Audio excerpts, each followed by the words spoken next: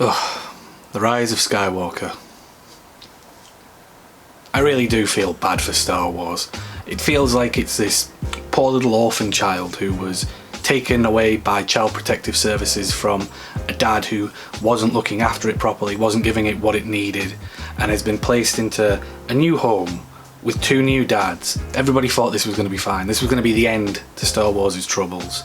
The dads had great reputations, they had all the money and resource in the world to look after this idiot child, but what nobody could foresee was that these two dads, Star Wars' new dads, were constantly bickering, fighting, pulling the kid in all sorts of directions, and all it wants to do is play with his toys and just have fun, the poor thing. The Rise of Skywalker is an unmitigated mess of a film, and that is of absolutely no surprise, unfortunately. I'm not holding back on spoilers because the movie is a spoiled product already. There were a few minor points that the movie did well, did better than Force Awakens and Last Jedi, to be honest, in some minor infinitesimal respects. This was a movie that got Star Wars' comedy righter than the other two. We didn't have the actors, you know, mugging the camera for reaction meme gifs, or didn't have Poe ringing up hooks and ordering a pizza or whatever the fuck it was doing in The Last Jedi. Comedy largely came from C-3PO. He was funny in this film, and this was probably the best C-3PO movie. C-3PO going Sith for that moment with a deep voice is kind of funny. Babu Frick was a perfectly serviceable comedy character who was, you know, funny enough. Dio, the little rolly lamp droid thing, who I remember them reeling out at whatever convention it was and just thinking, wow, absolutely no shame, all you want to do is make toys. But he was charming enough as a character. He was not intrusive on the plot particularly, and the scenes that he did have were cute. Yeah, it was a cute little droid. What else did the movie do well? Score, as always, John Williams knocks it out of the park. Relying a little bit on past themes and past scores, but it's going to be expected because this movie is sort of just like a greatest hits compilation, so that was going to be the same musically as well, which is, you know, fine. I don't remember too many tracks from this trilogy in comparison to the original trilogy. It has very memorable music. There's some really big hitters from the prequels. I don't remember that much original scores or themes or anything from this trilogy, but that doesn't mean the music is bad, just that it's not as memorable. I think Rey's theme is the only one that I could, you know, remember or identify if I heard. But you know, the music's fine, the music's good, but and the visuals are perfectly serviceable. They look good. Nothing looks stupid or janky or weird in this movie. Everything looks like it's appropriately translating, you know, whatever the idea was from the concept art. So yeah, fine, visually good. The acting's good. The sequel trilogy of movies is the best acted of the Star Wars trilogies. I want to shout out Richard E. Grant because he was good in this film too. A lot of people have cited him as like, yeah, that was one of the new additions to this movie that really worked. He felt like an intimidating Imperial, Last Order, First Order, Order 46, Ready for Collection, General, whatever the fuck he was supposed to be. There was one scene in the movie that got to me on something of an emotional level. It was when Rey was looking up at the stars and hearing all the past voices of Jedi coming to her, and you know, you got who you expected: Obi-Wan, Luke, Yoda. But then you got the prequel guys. You got, you know, Mace Windu was in there, and then some of the animated series characters, like I heard Ahsoka and Kanan Jarrus is in there as well. I think it was very fan servicey, but you know, this entire trilogy has been. So that was like maybe the one time that it got that right. So those are the things that I think the movie did well, but there are many other things that it didn't. So I think it's fair to say, as you know, a third final film in a trilogy, in a long 9-film saga in this case, a closing chapter, as a fan you're going in there with some sort of expectation. Any movie, you sort of ideally going in there with a clean slate. You've got no expectations, you're just going to let the movie do its thing and then see how that impacts you. But that's not possible with any sort of Star Wars film. There's too much baggage, and especially with the third film in closing a trilogy, there is the weight of expectation on it. So going into the film, what was I expecting?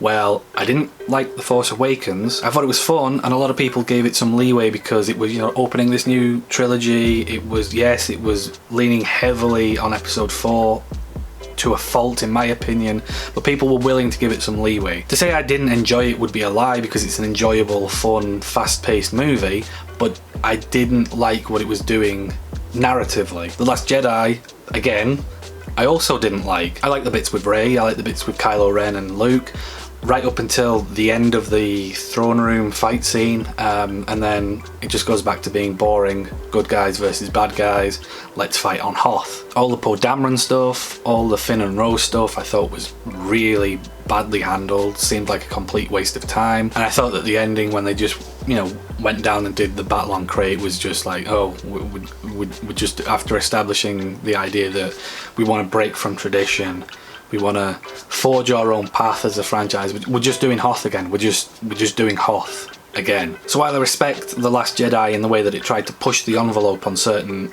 stories and certain characters, the way that it held back at the end of the film really does limit the sort of goodwill I can give towards it.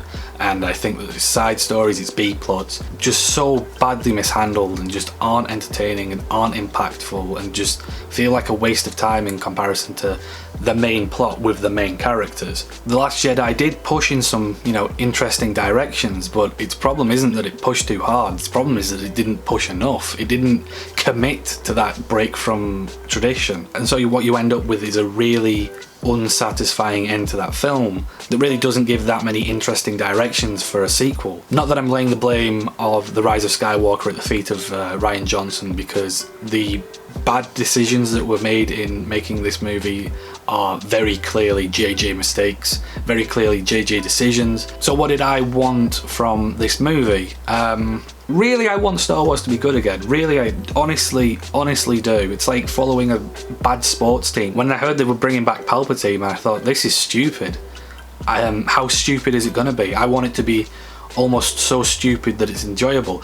Sitting there watching it, it doesn't fall into that so bad it's good category. It's just so bad. All you can really do is sort of despair and laugh. The first chunk of this movie is just so much flying around all these different planets. You never get any chance to settle. The pacing for most of the film is absolutely atrocious. It is breakneck. I feel like I had whiplash from some of the scenes, jumping from here to there to everywhere. There's a scene right at the beginning where they do this thing called light speed skipping, where they're just hyperspacing into a bunch of different planets and a bunch of different environments to try and lose the First Order that are chasing them. Yeah, that feels appropriate. That feels like this first half of the movie. It feels like you're being wrenched from one planet, one location to another. There's just transition after transition after transition, and none of the scenes are given any time to breathe, and none of the scenes feel like they're really advancing anything in any way. Mostly due to at least the first half of the movie being very reliant on exposition and finding MacGuffins to unlock a thing that gets you further along the quest to get the other thing, so that they can find the ultimate thing that they need to stop Palpatine. And Palpatine is set up in such a strange way. We're just expected to accept that he's back now. The first thing in the opening crawl after the title of the film is "The Dead Speak.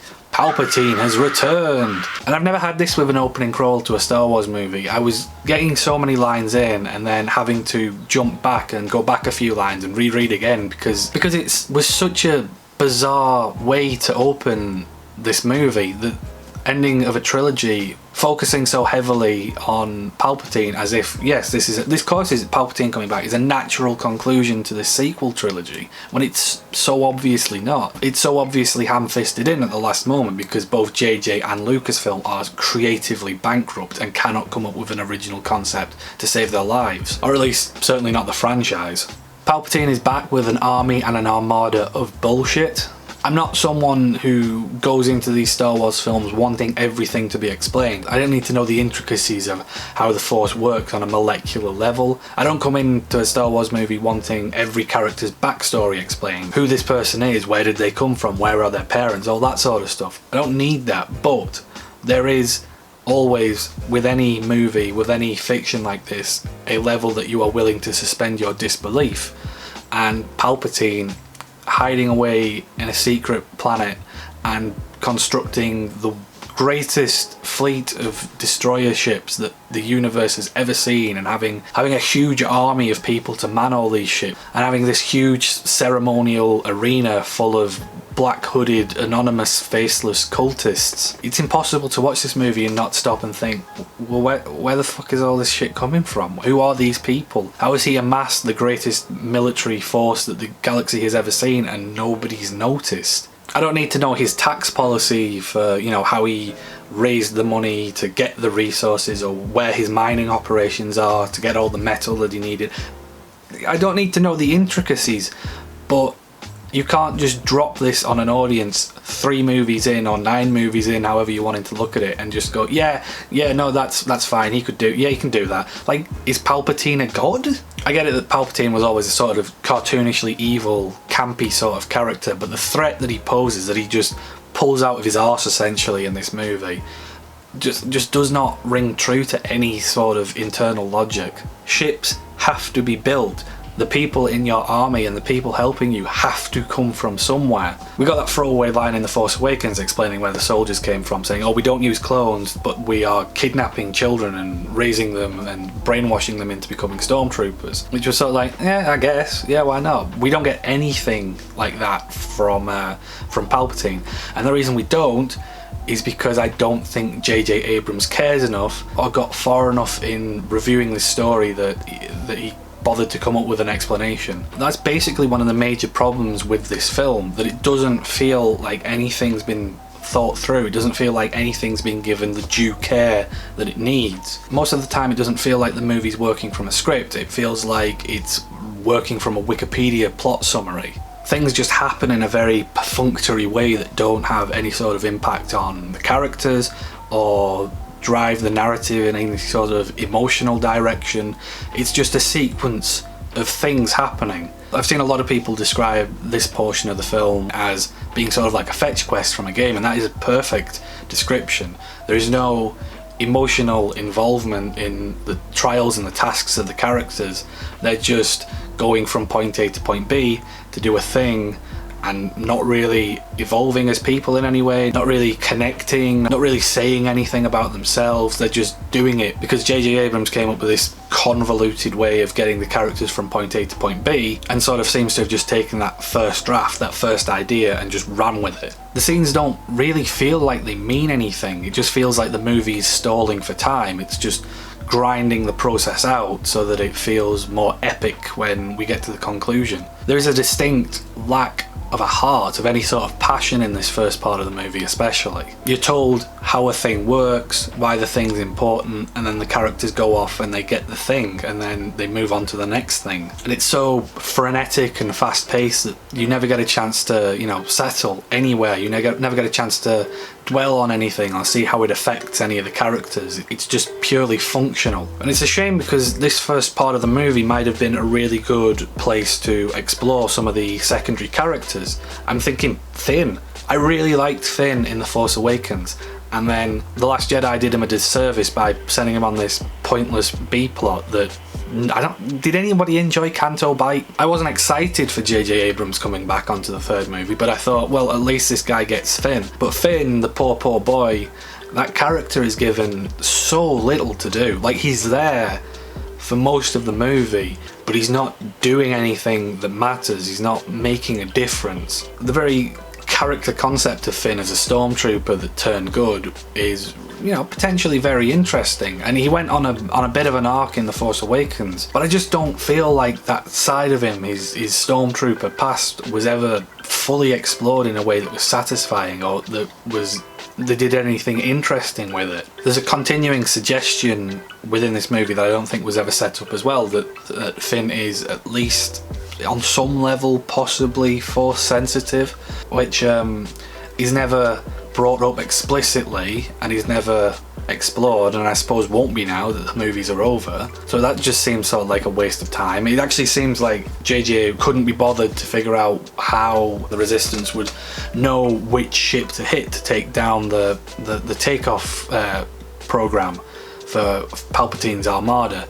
So he just decided, Finn can be force sensitive. It just seems like it was used as a cheap plot contrivance more than anything. Doesn't seem to affect his character in any way. So the final order seem concerned that the Resistance are going to attack the command post. So they move the broadcast from the ground to one of the ships. So Finn has this feeling, this force kind of feeling where he can tell which ship out of the million ships that Palpatine has, which ship the liftoff program is now coming from. So when the Resistance go up to take down that ship, what exactly is stopping them from changing the broadcast back to the command point that it was at originally? But then when they're attacking that ship, they just let it happen. It seems like a complete waste of everyone's time, really. There's Finn's secret. He has a secret at the beginning of the film that he wants to tell Rey, which, I mean, can only be sort of logically read as a romantic intention that is dropped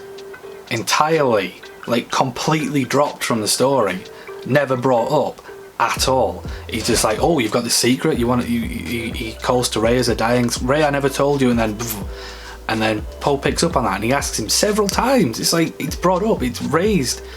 What was this secret? You know, what were you going to tell her?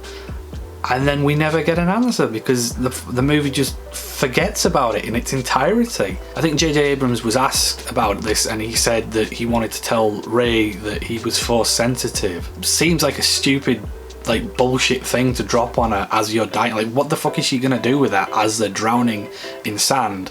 But then again, if that is the case, then why is it never explicitly brought up? And why would he not tell Rey that he's force sensitive earlier? If he was going to say, Rey, I love you, I could get that. I understand why he might not go out and tell her, why he might be holding back and waiting until they've got all this war stuff out of the way. But if he's force sensitive, then what is he not telling her for?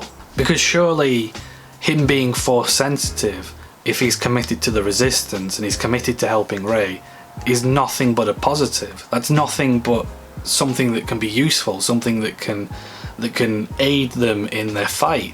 Him being in love with Rey, and this is like a tried and true narrative trope where it's like, oh, I have feelings for this person, but we're in a very dangerous situation. Now's not the right time, let's hold off until we've had our adventure, till we've put the world right, and then I will confess. That, from a narrative perspective, makes sense. Him being force sensitive is, and not telling Rey, is bullshit. It's bullshit. But the main thing I will take away from Finn in this movie is that John Boyega basically got paid to stand around and go, Rey, no, Rey, no. That is easily 75% of Finn's dialogue. It's just shouting at Rey, shouting for Rey, clearly indicating the emotional attachment he has to her, and then going nowhere with it. And as we're, zipping here and there at all these different planets, the movie's really intent on introducing a bunch of new characters. We got Janna, who's an ex-stormtrooper leading a band of ex-stormtroopers. There's one scene where she sits down and has a bit of a chat with Finn. Are we going to open up Finn's past and explore what it's like to be, like an ex-stormtrooper, what that means to be now fighting for the Resistance? Not really. All we're going to do is just acknowledge that, yeah, there are others. Ain't that cool? There's Richard E. Grant, who plays a high admiral officer, whatever thing, in the First Order. He's good. He looks and he sounds like someone who should be a baddie in a Star Wars movie. We got to one planet where we meet up with Red Ranger, who is Poe's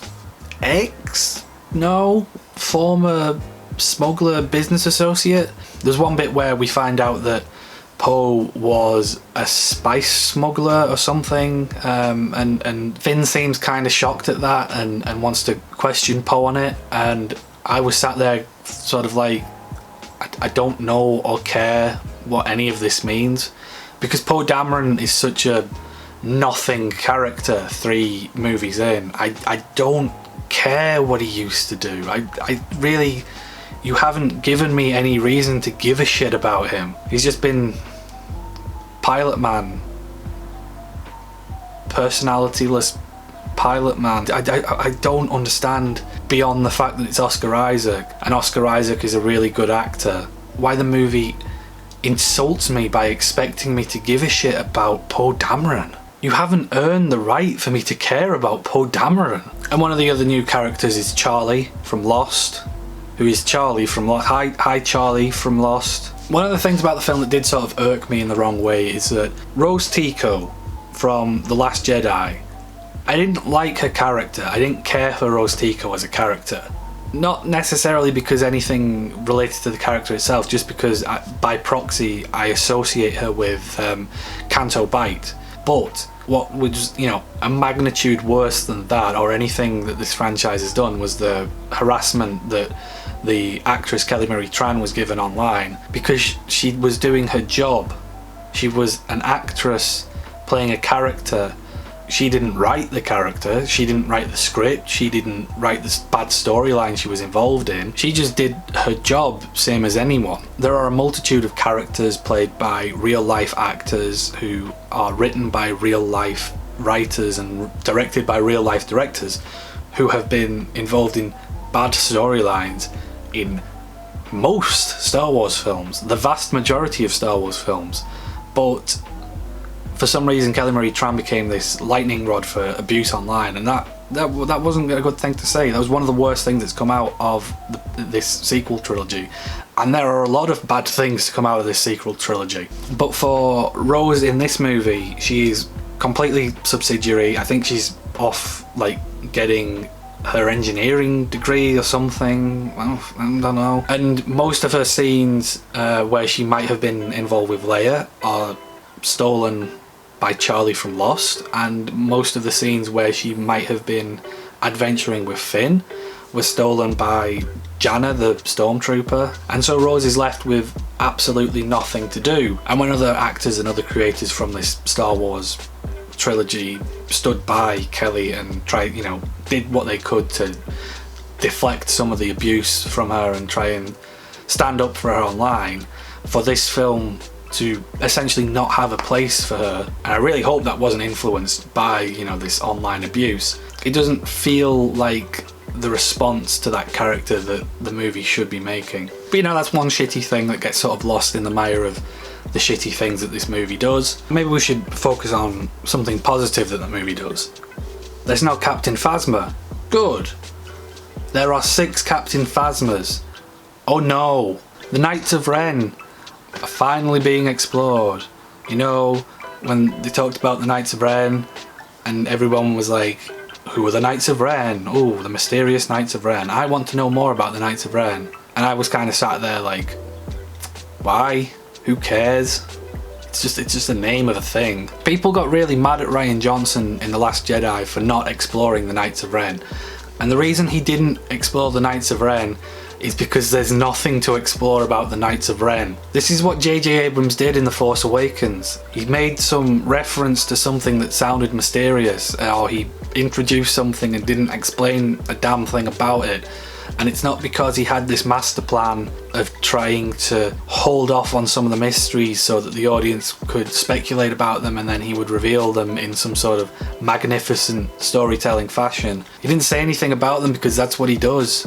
He mentions things that sort of sound like they might be cool and theoretically interesting, but there's no substance behind any of it. He just makes shit up as he goes along, and it's somehow made him one of the most lucrative and well-respected names in Hollywood. Nobody liked Phasma because she was a chump who got beaten every single fight scene she was involved with, but everybody loved the Knights of Ren because we don't know anything about the Knights of Ren. Ooh. People got mad at Rian Johnson for not explaining or exploring any of the mysteries that JJ set up, but now that JJ is back at the helm of the film, a position he wasn't expecting to be in because he was just supposed to have written The Force Awakens and then walked away from the franchise and left everyone else to come up with answers to his bullshit. Now that JJ actually has to confront the ideas that he raised in the first movie and come up with satisfying conclusions response to them. Has to give some answers, has to wrap things up nice and neatly. It becomes painfully obvious that JJ never had any plans for these mysteries. He never expected to be the guy who had to come up with an answer. And in retrospect, looking back at The Force Awakens and recognising that all it does is ape off episode 4,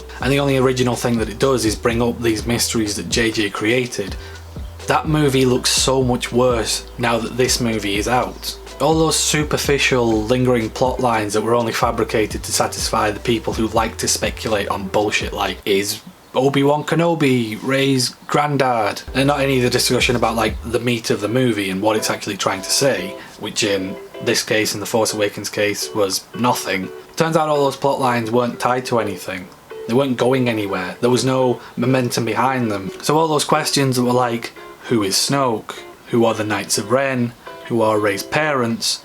Rian Johnson was absolutely right to answer them in The Last Jedi with, who gives a shit? Because when J.J. Abrams tries to answer those questions, they just end up feeling like really cheap, petty fanfiction. Fanfiction written by a 12-year-old who did not like The Last Jedi because it wasn't epic enough. There are so many scenes where there's a cameo from an old character and there's, you know, clones of original trilogy characters and forced ghosts, and there's a lot of like the projection stuff that was introduced in The Last Jedi and a memory apparition person thing. It felt like half the scenes in the movie involved a character that wasn't actually there, which doesn't seem, you know, necessarily fanfiction-y in and of itself, but it feels like a really cheap way of getting characters that have absolutely no business being on screen together. The whole setup to Palpatine's threat of him having this armada that comes out of nowhere, and he's just totally been planning this the whole time. Finn can kind of force now. Rey is secretly Palpatine's granddaughter, which I know like both literally and thematically goes against everything The Last Jedi was setting up, but whatever, like, it's cooler if she's a Palpatine. Isn't that an epic reveal? Aren't you satisfied with the answer to the question of who Rey's parents were now? All of Palpatine's ships have Death Star lasers, and it's really scary, and they blow up one planet. The heroes go to a quest and they find a car that tells them about a dagger that tells them about a Death Star, and then the Death Star tells them about the map, Sith map thing, and the map takes them to Palpatine's secret planet, and then Rey, and then he's like a robot man, and then Rey has to shoot lightning back at him, and Rey can bring Kylo Ren back from the dead, and then Kylo Ren can bring Rey back from the dead, but he dies and she doesn't, and they have a kiss, and then Rey is a Skywalker now. Like, there's something that resembles a plot to the movie, but the connective tissue isn't there to tie any of it together. It's just and then, and like literally like something that was written by a child. Throughout the movie, I kept thinking, given the legacy of Star Wars and given that the original trilogy does hold up and does still excite people to this day, what is this sequel trilogy going to look like in 30 years? It's going to look like an absolute mess. J.J. Abrams and Rian Johnson are two diametrically opposed creators. Their sensibilities are poles apart, and so what you've got with the sequel trilogy is a squabbling between these two people, these two incompatible individuals who are trying to wrench the franchise into their court and then having it wrenched back. Things like Rey being a Palpatine after it was established that her parents were nobodies. Things like Luke saying, no, I was wrong in the last movie, fuck that shit, you do your Jedi hero thing. Things like Kylo Ren smashing his helmet because he's tired of being in Vader's shadow, only for him to piece it back together in this movie and wear it again. Divorced from the Twitter drama, divorced from, you know, the current climate of Star Wars, those are going to stand out like really bizarre, broken decisions down the line. And I really don't envy JJ and the other people who were behind the film in having to deal with, you know, the legacy of Carrie Fisher and her not being available, and them doing the best that they could, and it's not that bad. Some of the scenes look a bit deep fakey, and they're not particularly interesting scenes anyway, and it's weird having the story rewritten about this pre-existing footage that they weren't intending to show and now they have to show. It doesn't feel great, but as someone who is, you know, watching these movies and understands what has gone on, I can at least understand them. But whether that holds up in, you know, like I say, 20-30 years with kids that maybe don't know that Carrie Fisher died during the production of these movies, whether that's also going to stand out as something weird remains to be seen. Although one choice that I did find particularly strange, giving Leia a lightsaber and creating this fabricated nostalgia, this fake nostalgia for a lightsaber, an object that we are supposed to identify with a character, but which is just now in this movie, at this very moment, is just now being established. It's not how nostalgia works. This movie is already drowning in nostalgia. You don't need to throw another bucket of made up nostalgia on top of it. One of my favourite moments in how contrived and stupid and fanfiction-y the movie is when they're on the desert planet with the festival and they've gone to find Ooby Dooby's ship, and they find the cave system underneath the ship, and they're exploring the caves and they come across the guy's car, and the reason that they know that he was a loyalist to the Sith is because on his car the hood ornament is a Sith-mobile 3000. Like, they don't call it a Sith-mobile 3000, but it's the symbol on the front of his car is a Sith loyalty symbol. It just seems so lazy. Like, it's such a stupid way to establish information that I don't even think needed establishing in the first place. Like, they were already looking in his ship to try and find a way to find Palpatine because this guy was working for Palpatine. So why did we need to establish that he drove a Sith car? Was the car itself evil? It feels like one of those things that the film was doing where the writers wanted to establish that the character was loyal to the Sith, and how they did that, it's on his car, we'll think of something better later, and then they never do. And so what we're left with is a scene where the heroes find out that the guy is a Sith because he drives an evil car. That's not even what they're looking for in the room. What they're looking for is a dagger that tells them where to find Palpatine, what planet he's on, which is really, like, equally dumb. There was one scene in the movie where I really had to hold back on laughing. I was like busting a gut. I was so wanting to laugh and I just couldn't because nobody else clearly found it funny. And that was in this really dark, brooding, evil, spooky moment where the Knights of Ren are surrounding Kylo as he's having his Ren mask restored. Black metal and red crack marks where the mask has been pieced back together. Who does Palpatine have undertaking this momentous, symbolic task?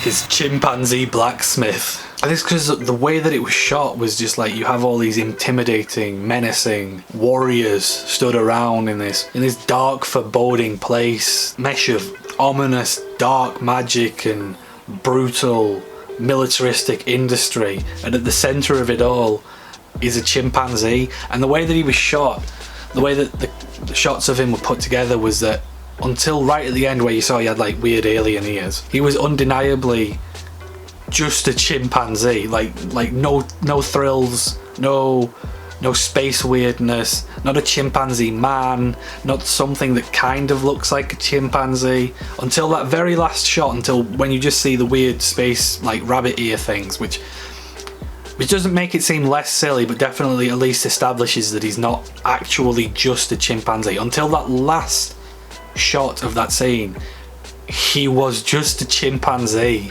And I don't know why, I just like to imagine that Palpatine has always had a chimpanzee blacksmith. I did say at the top that the visuals good, like on a technical level, the special effects, the CGI, none of it looks janky, none of it looks weird, but the action itself and the way it's put together and the way it's choreographed is like the script that has ideas of they go here, they go there, they get the thing, but none of it seems actually thought through, none of it seems connected or inspired in any way, nothing seems clever, everything's just purely functional. The action seems equally as uninspired. It's not interesting to look at. There's maybe one fight with Rey and Kylo, which I feel sort of obliged to say isn't bad, isn't that boring, but it's also not very good either. It's not exciting, it's not inventive, there's no moments, there's no big set piece marquee moments where you're thinking, whoa, look at that, that's so cool. Even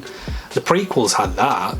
The prequels had cool fight scenes on a, if nothing else, if not on an emotional level, then on a technical level, were cool to look at. The space combat was either non-existent or I don't remember it. I know there were ships flying around fighting above Palpatine's lair, but I don't remember any individual shots where something was interesting, something was captivating, which, you know, Rogue One did really well. The prequels have done well. There was bits of it in Solo that were good. There was bits of it in the other movies that were good. I remember, you know, the X-Wings flying over the lake at Maz's castle.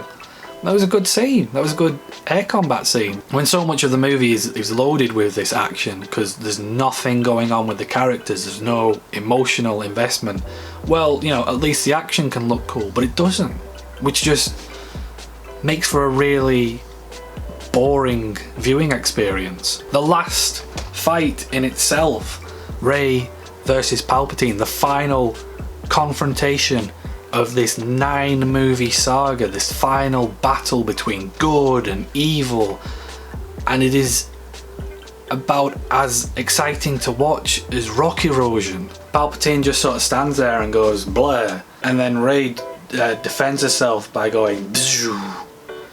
And then that's sort of how it is for a bit, and then Rey goes from going like that to going like that, and then Palpatine's head fucking explodes.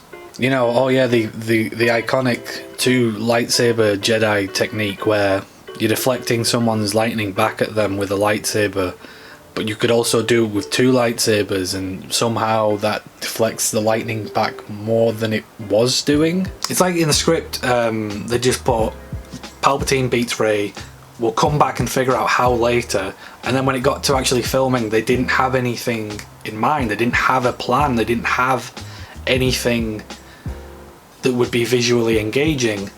They just had her beat Palpatine. So everybody knows the episode 6 setup where Palpatine's like, strike me down with all of your hatred and blah blah blah to Luke, and Luke resists killing him, which allows for Vader's redemption when Vader is the one who delivers the killing blow to the Emperor. I mean, I guess it's not the killing blow thanks to this piece of shit movie, but you get the point. In the Rise of Skywalker, they're trying to do the same thing, except just stupid. So what you get is a situation where Rey goes down with every intention of killing Palpatine, and Palpatine does his whole strike me down with all of your anger and hatred thing, and Rey resists, and she goes, no, I won't do that, I won't give you exactly what you want, because it's trying to ape episode 6. But then what would happen if they followed that logically through is that Kylo Ren would get his redemption by being the one who finally kills Palpatine. But you can't have Kylo Ren finishing Rey's story because the optics of that are just no-no.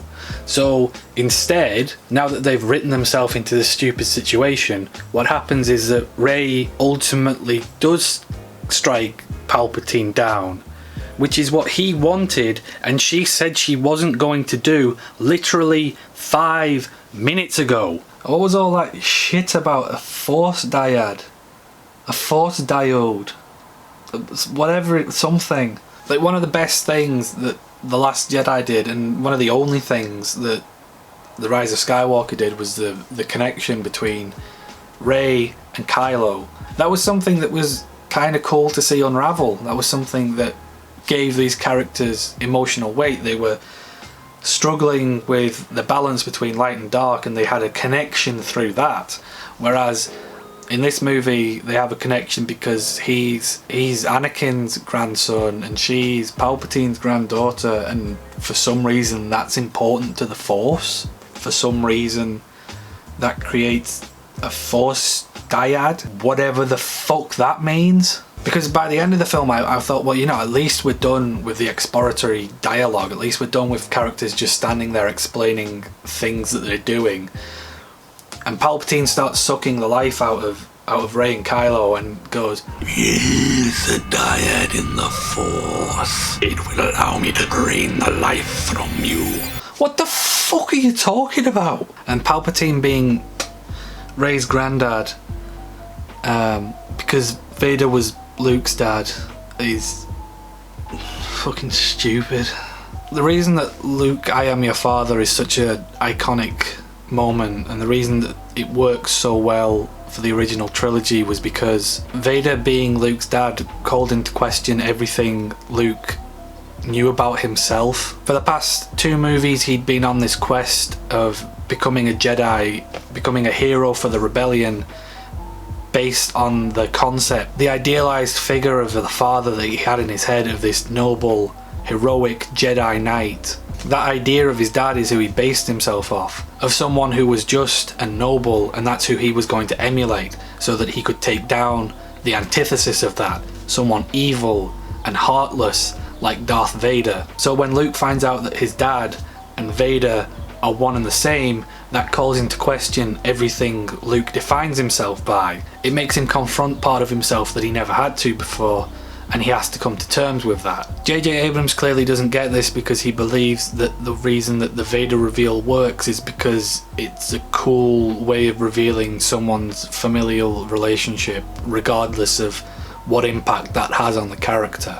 Palpatine being Rey's granddad is cool and epic because Vader being Luke's dad was cool and epic. It completely misses the point of what Rian Johnson was doing with Rey and Kylo in The Last Jedi. Finding a connection between each other because they're both characters caught between the light and the dark and not really sure which way to go. That itself forges a connection between the protagonist and the antagonist. That itself causes Rey to question the darker aspects of her nature. But JJ either didn't care for that or didn't understand that because it wasn't overtly "I am your father." Rey being a Palpatine isn't an unmitigated failure in regards of making her question herself. It's just a subpar facsimile of things that we've already seen before, retreading old ground both in terms of Rey as a character and in terms of Star Wars as a franchise. And it just feeds more heavily into the idea that the Star Wars is a franchise with no forward momentum and no idea what it actually wants to be, which I think is sort of emblematic of all the issues both in this film and in the trilogy.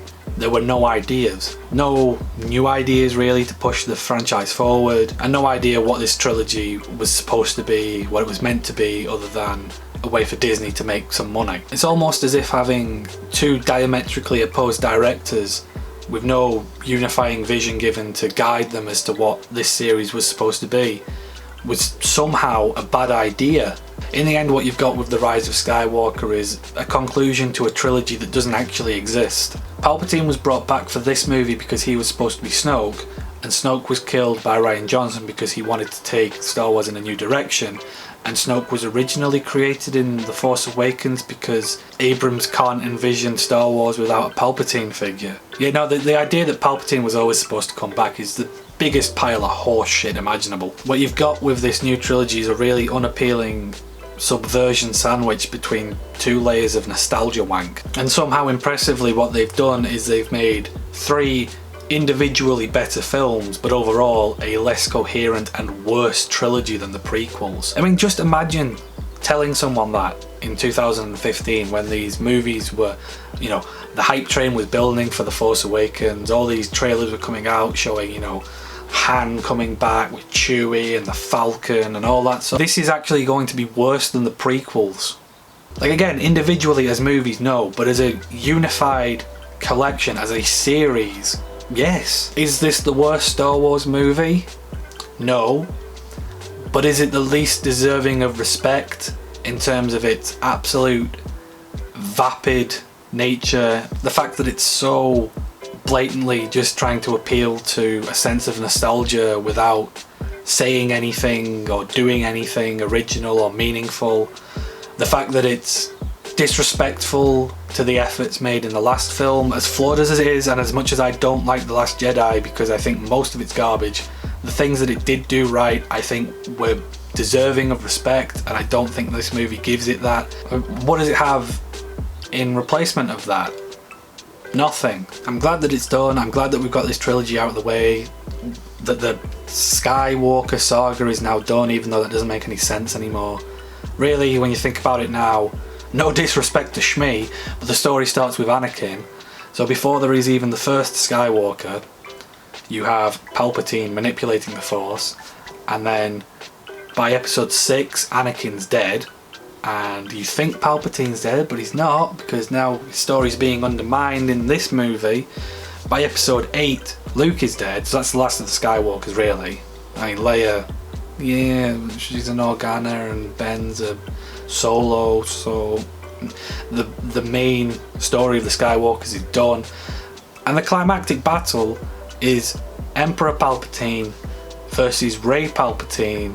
So these movies are no longer the Skywalker saga, these are the Palpatine saga, which, I mean, if that doesn't say anything about how badly these movies mishandled Star Wars as a whole, the lasting legacy is that what they promoted and what everybody was calling the Skywalker saga is now really the Palpatine saga. So Palps wins. Yay, Star Wars. If that doesn't say it all, if that doesn't say like how misguided these last 3 films have been, this trilogy of trash, then what else does? The Palpatine saga, everyone.